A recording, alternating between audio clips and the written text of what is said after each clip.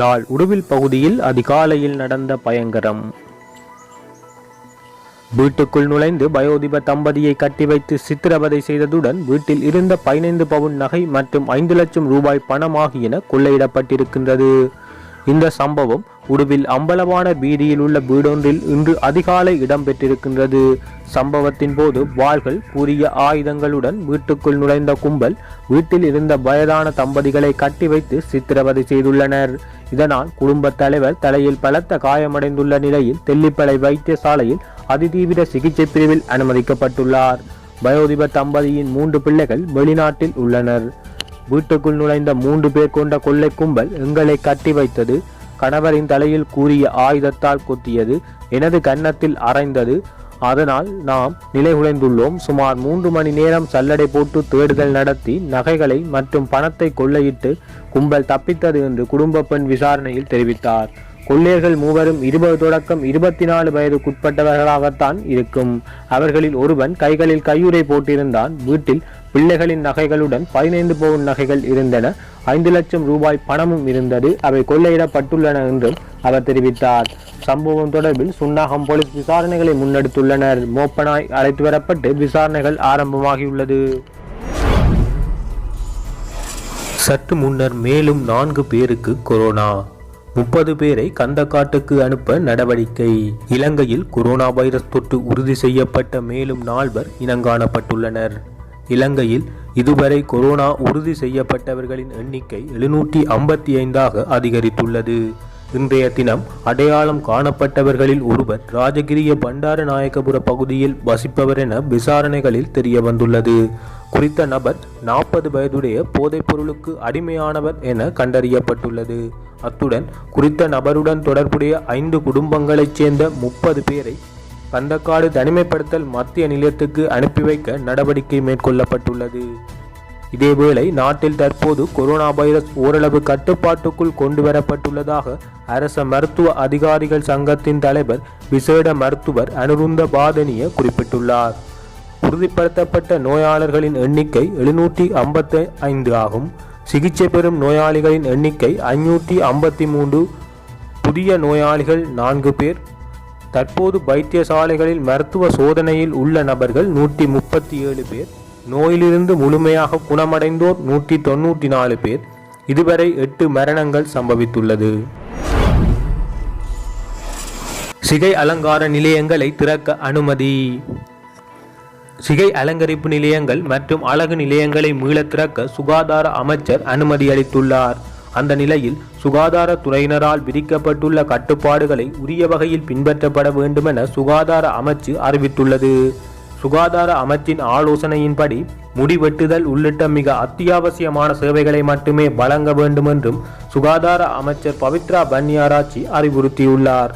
அத்துடன் சிகை அலங்கரிப்பு நிலையங்கள் மற்றும் அழகு நிலையங்களின் சேவைகள் தொடர்பில் சுகாதார மருத்துவ அதிகாரி பணிமனை ஊடாக கண்காணிக்கப்படும் என்றும் அமைச்சு குறிப்பிட்டுள்ளது. அழகு துறையினருடன் கலந்துரையாடிய போது துறை வல்லுநர்கள் கோரியதற்கு இணங்க சிகை அலங்கரிப்பு நிலையங்களை திறப்பதற்கு அனுமதி வழங்கப்பட்டுள்ளது.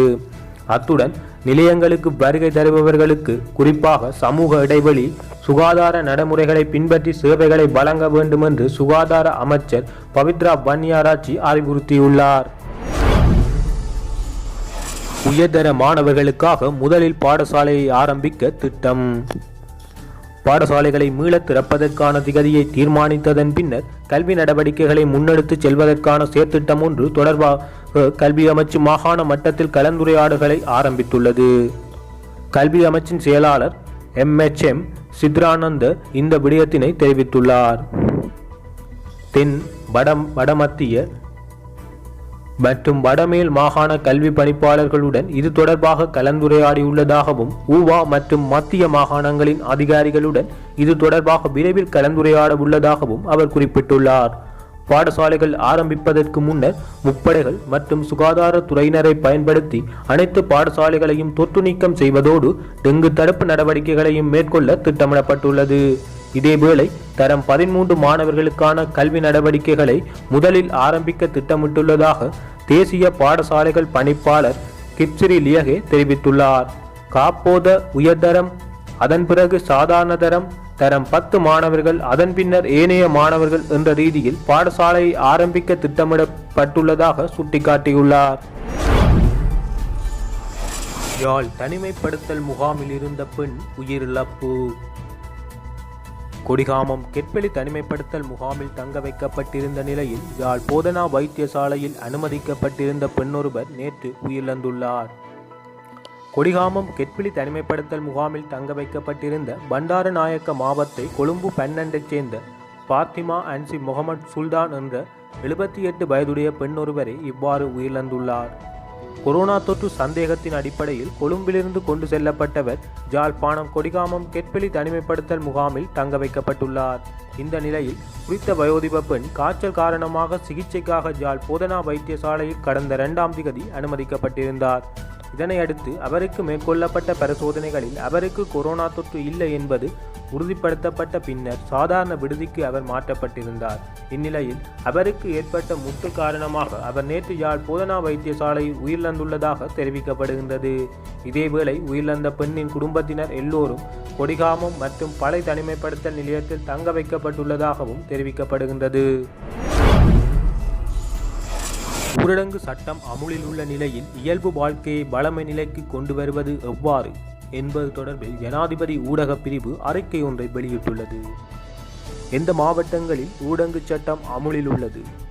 கொழும்பு, கம்பஹா, களுத்துறை மற்றும் புத்தளம் ஆகிய மாவட்டங்களில் மறு அறிவித்தல் வரை ஊரடங்கு சட்டம் அமுலில் இருக்கும். ஏனைய மாவட்டங்களில் மே 4ஆம் திகதி முதல் மே 6 புதன்கிழமை வரை இரவு 8 மணி முதல் அதிகாலை 5 மணி வரை நடைமுறையில் இருக்கும். இம்மாவட்டங்களில் மே 6 புதன்கிழமை இரவு 8 மணிக்கு அமுல்படுத்தப்படும் ஊரடங்கு சட்டம் மே மாதம் 11ஆம் திகதி திங்கட்கிழமை அதிகாலை 5 மணி வரை அமுலில் இருக்கும். ஊரடங்கு சட்டம் அமுலில் இருக்கும் நிலையில் இயல்பு வாழ்க்கையும் நிறுவன செயற்பாடுகளை வளமை நிலைக்கு கொண்டு வருதல் எப்போது ஆரம்பமாகும்? கொழும்பு, கம்பஹா, களுத்துறை மற்றும் புத்தளம் ஆகிய மாவட்டங்களில் ஊரடங்கு சட்டம் அமுலில் இருக்கும் நிலையில் இயல்பு வாழ்க்கை வளமை நிலைக்கு கொண்டு வருதல் மே 11 திங்கட்கிழமை முதல் ஆரம்பமாகும். இந்த நிகழ்ச்சி திட்டம் 4ஆம் திகதி முதல் ஆரம்பிக்க முன்னர் திட்டமிடப்பட்டிருந்த போதும் இவ்வாரத்தில் 4 வார விடுமுறை நாட்கள் உள்ளதால் மே 11க்கு மாற்றப்பட்டுள்ளது. இயல்பு வாழ்க்கை வளமை நிலைக்கு கொண்டு வரும் ஆரம்ப பணிகள் எவ்வாறு இடம்பெறும்? கொழும்பு, கம்பஹா, களுத்துறை மற்றும் புத்தளம் ஆகிய மாவட்டங்களில் அரச தனியார் துறை நிறுவனங்கள் மே 11 திங்கள் முதல் திறந்திருக்க வேண்டும். இதற்காக தற்போது முதல் திட்டமிடுமாறு நிறுவன தலைவர்களுக்கு அறிவிக்கப்பட்டுள்ளது. நிறுவனங்கள் திறந்து பணிகளை மேற்கொள்ளும் போது கொரோனா வைரஸ் கட்டுப்படுத்துவதற்காக பரிந்துரைக்கப்பட்டுள்ள சுகாதார வழிகாட்டல்களை முழுமையாக பின்பற்றுவதை நிறுவன தலைவர்கள் உறுதி செய்ய வேண்டும். தனியார் துறை நிறுவனங்கள் காலை 10 மணிக்கு திறக்குமாறு உத்தரவிடப்பட்டுள்ளது. அரச தனியார் துறை நிறுவனங்களில் சேவைக்கு அழைக்கப்படும் ஊழியர்களின் எண்ணிக்கை போன்றவற்றை நிறுவன தலைவர்கள் தீர்மானிக்க முடியும். போக்குவரத்து சபைக்கு சொந்தமான பஸ்கள், புகையிரதங்கள் பயணிகள் போக்குவரத்துக்காக அரச தனியார் துறையில் தொழிலுக்கு செல்வோருக்காக மட்டும் வரையறுக்கப்பட்டுள்ளது. ஊரடங்கு சட்டம் அமுலில் உள்ள போது வீடுகளில் இருந்து வெளிச்செல்வதற்கு எத்தகைய விடயங்களுக்காக அனுமதி வழங்கப்படும்? கட்டாயமாக சேவைக்கு சமூகம் அளிக்க வேண்டியவர்கள் தவிர ஏனைய மக்கள் நோய் நிவாரணத்துக்கு ஒத்துழைப்பு வழங்கும் வகையில் வீடுகளில் இருக்குமாறு கேட்டுக்கொள்ளப்படுகிறது.